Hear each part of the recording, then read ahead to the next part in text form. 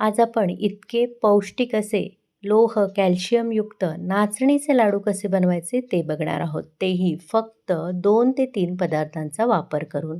साधी सोपी पद्धत आहे. अजिबात साखर, गूळ न वापरता कोणत्याही प्रकारे पाक देखील करायचा नाही आणि झटपट हे लाडू कसे बनवायचे याची रेसिपी सांगणार आहे. चला तर मग लगेचच पाहूया पौष्टिक असे नाचणीचे शुगर फ्री लाडू कसे बनवायचे. नमस्कार, मी प्रेषिताच किचनमध्ये तुम्हा सर्वांचे पुन्हा एकदा खूप खूप स्वागत करते. नाचणीचे लाडू बनवण्यासाठी सर्वात आधी गॅसवर मी एक कढई गरम करत ठेवली आहे आणि त्यामध्ये मेजरमेंट कपचा अर्धा कप भरून साजूक तूप घेतलेलं आहे आणि वजनामध्ये म्हणाल तर 115 ते 120 ग्रॅम घ्यायचं आहे. सर्वच तूप एकदाच घालायचं नाही, तर 1-2 चमचे शिल्लक ठेवायचं आहे. लागलंच तर नंतर ह्याचा वापर करायचा आहे, कारण एकदाच तूप घातलं तर मग लाडूमध्ये तूप जास्त होऊ शकतं, त्यामुळे ही काळजी घ्यायची. आता हे तूप चांगलं आपल्याला गरम करून घ्यायचं आहे मंद आचेवर आणि त्यानंतर ह्यामध्ये आपल्याला घालायचं आहे नाचणीचं पीठ. मेजरमेंट कपचा 2 कप भरून नाचणीचं पीठ घालायचं आहे आणि वजनामध्ये म्हणाल तर हे 300 ग्रॅम एवढं पीठ घेतलं आहे. आज मी मोड आलेल्या नाचणीचं पीठ घेतलं आहे, म्हणजे स्प्राउटेड रागी फ्लोअर असतं ते घेतलेलं आहे. हे दुकानातलंच वापरलं आहे. घरीसुद्धा तुम्ही नाचणीला मोड आणून ह्याचं पीठ दळून आणू शकता किंवा हे पीठ नसेल तुमच्याकडे तर नेहमी आपण ज्याच्या भाकऱ्या तयार करतो ते पीठ वापरलं तरी देखील चालेल. लाडू जास्त पौष्टिक होण्यासाठी मी मोड आलेल्या नाचणीचं पीठ वापरलं आहे. आता गॅसची आच मंद ठेवायची आणि मंद आचेवर ह्या तुपाबरोबर हे पीठ एकजीव करून घ्यायचं आहे. आपल्याला अंदाज घ्यायचा आहे की तूप लागणार आहे का, त्यामुळे व्यवस्थित 1-2 मिनटं पहिले एकजीव करून घ्यायचं आणि त्यानंतर इथे बघू शकता कोरडं पीठ वाटतंय, त्यामुळे उरलेलं सर्व जे 2 चमचे साजूक तूप मी शिल्लक ठेवलेलं ते सुद्धा यामध्ये घालणार आहे. पिठावर सुद्धा अवलंबून असतं तूप जास्तीचं किंवा कमी लागू शकतं, त्यामुळे अंदाज घेऊनच थोडं थोडं तूप ह्यामध्ये घालायचं आहे आणि हे नाचणीचं पीठ मंद आचेवर साधारण 8 ते 10 मिनटं आपल्याला भाजून घ्यायचं आहे. जोपर्यंत हलकासा रंग बदलत नाही आणि नाचणीचा एक खमंग सुवास बाहेर येत नाही तोपर्यंत हे पीठ भाजून घ्यायचं आहे. काही मिनिटातच बघू शकता नाचणीचा हलकासा रंग बदलला गेला आहे आणि ह्यामधून सुवास बाहेर पडायला सुरुवात झाली आहे. असं झालं की पीठ भाजलं गेलं आहे असं समजायचं.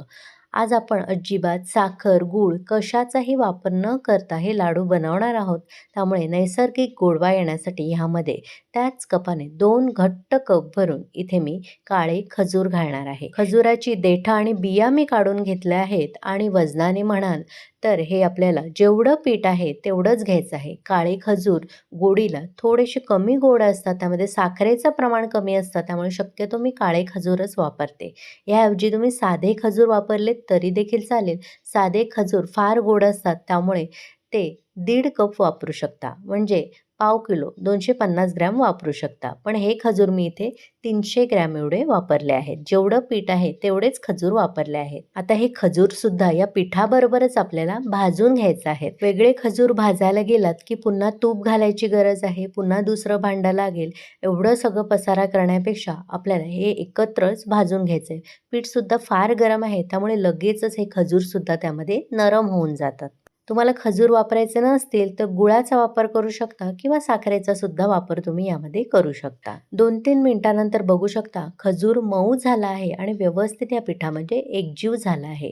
आता लगेचच गॅस बंद करायचा आहे आणि हे मिश्रण एका ताटामध्ये काढून पूर्णपणे गार करून घ्यायचं आहे. कढईमध्येच ठेवू नका, कढई फार गरम आहे, त्यामुळे पीठ जळण्याची शक्यता आहे. काही मिनिटातच मिश्रण पूर्णपणे गार झालं आहे. आता एखादं मिक्सरचं भांडं घ्यायचं आणि ह्यामध्ये हे पीठ घालायचं आहे. असेच लाडू वळायला गेलात तर व्यवस्थित यामध्ये खजूर एकजीव झाला नाही, मिक्सरला घातल्यामुळे व्यवस्थित लाडू वळता येईल, एक प्रकारे बाइंडिंग येईल. त्यामुळे मिक्सरमध्ये थोडं थोडं पीठ घालायचं. मी मोठ्या मिक्सरचं भांडं घेतलं आहे, त्यामुळे एकदाच हे पीठ घालणार आहे. छोटं मिक्सरचं भांडं असेल तर बॅचमध्ये तुम्ही हे वाटून घेऊ शकता. आता मिक्सरला फिरवून घेतलेलं मिश्रण एका ताटामध्ये मी काढून घेणार आहे.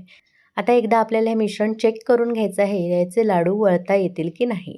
व्यवस्थित मूठ बनते आहे म्हणजे लाडू व्यवस्थित वळता येतील. जर तुम्हाला कोरडं मिश्रण वाटलं तर यामध्ये वितळवलेलं साजूक तूप घालू शकता. आता हे लाडू आणखीन सुंदर दिसण्यासाठी आणि पौष्टिक होण्यासाठी यामध्ये मी काजू बदामचे तुकडे घालणार आहे. तुमच्या आवडीवर आहे हे. तुम्हाला आवडत असतील तर घालू शकता किंवा तुमच्या आवडीचे ड्रायफ्रुट्स तुम्ही यामध्ये मिसळू शकता. हे मी वरूनच घालणार आहे. मिक्सरमध्ये फार बारीक झाले असते आणि मग लाडूमध्ये ते दिसण्यात आले नसते. लाडू सुंदर दिसावे म्हणून मी वरून घातले आहे. मी नुसतेच घातले आहे. तुम्ही तुपामध्ये तळून सुद्धाही घालू शकता. आता हे व्यवस्थित एकजीव करायचं आहे आणि ह्यामध्ये थोडीशी अगदी अर्धा चमचा एवढी चवीनुसार वेलची पूड घालायची आहे. व्यवस्थित एकजीव करून लगेचच आपण ह्याचे लाडू वळून घेऊयात. नेहमीची माझी ट्रिक ती म्हणजे एखादा खोलगट चमचा किंवा एखादी खोलगट पळी घ्यायची आणि त्यामध्ये लाडूचं मिश्रण भरायचं आणि लगेचच लाडू वळून घ्यायचे. म्हणजे समान आकाराचे लाडू वळता येतात.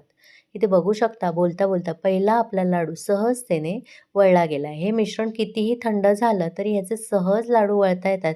कारण कुठेही आपण पाक केलेला नाही किंवा गूळ, साखर याचा सुद्धा वापर केलेला नाही. अशाच पद्धतीने एक एक करून सर्व लाडू मी बनवून घेणार आहे. तुम्हाला माझी आजची ही शुगर फ्री नाचणीचे पौष्टिक लाडू बनवण्याची साधी सोपी रेसिपी कशी वाटली?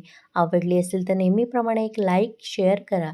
प्रेषिताच किचनला सबस्क्राईब करून नोटिफिकेशनचं ऑलचं बटन दाबायला विसरू नका. जेणेकरून माझ्या अशाच सर्व रेसिपी तुम्हाला लगेचच पाहता येतील. इथे सर्व लाडू मी बनवून घेतले आहेत. बघू शकता किती सुंदर दिसत आहेत आणि तितकेच पौष्टिक आहेत. उन्हाळ्यामध्ये एकदा तरी अशा पद्धतीने नाचणीचे लाडू करून बघा आणि कसे झाले ते कमेंट करून मला नक्की कळवा. तुम्हाला जर फक्त असे नाचणीचे लाडू करायचे नसतील किंवा लहान मुलं तुमच्याकडे असतील, ते खात नसतील, तर या लाडूच्या मिश्रणामध्ये तुम्ही कोको पावडरसुद्धा मिसळून घालू शकता. म्हणजे एक प्रकारे चॉकलेटचा फ्लेवरसुद्धा येईल. म्हणजेच आवडीने हे लाडू लहान मुलंसुद्धा खातील. चला तर मग पुन्हा भेटू अशाच मस्त, स्वादिष्ट, भरपूर टिप्स, अचूक प्रमाण आणि एखाद्या नवीन रेसिपीसह. धन्यवाद.